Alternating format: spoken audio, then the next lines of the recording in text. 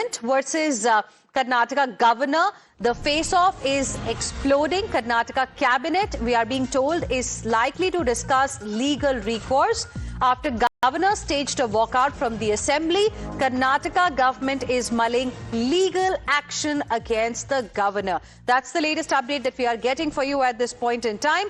Neha Hebale joining us live right now for more on this. What kind of legal action is the government considering against the governor, Neha?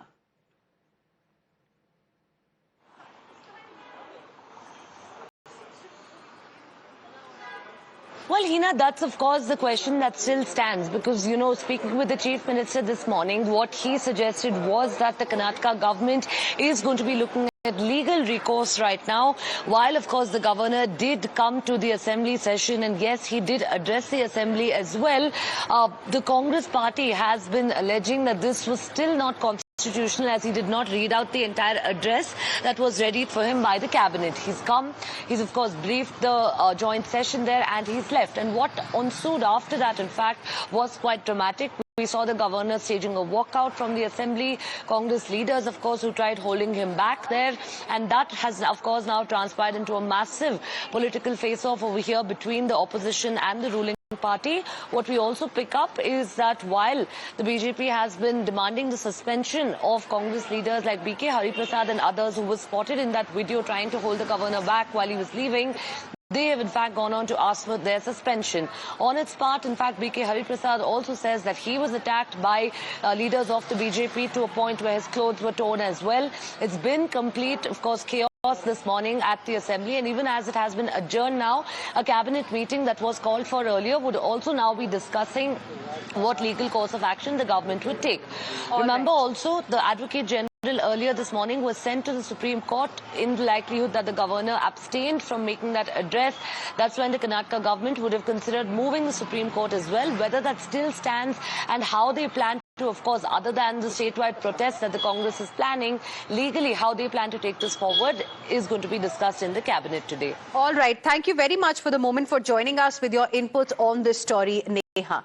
Let's, in fact, tell you a little bit more about the objections, in fact, that were raised by the governor in this particular case. And like I mentioned, viewers, objection number one was that the speech clearly was drafted by the Karnataka government. Governor flagged propaganda in this particular speech. The speech was critical of central government, and that is the reason why the governor had problems reading that speech. There were 11 controversial paragraphs that have been flagged.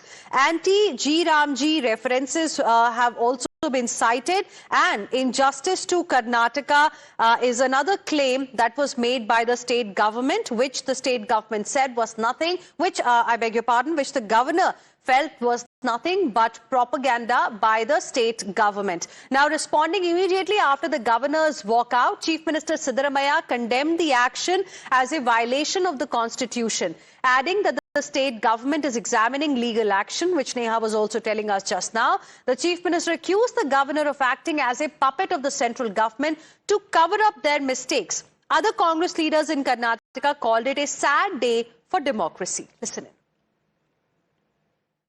Instead of speaking the speech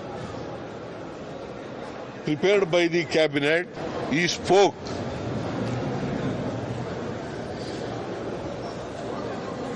The speech prepared by himself.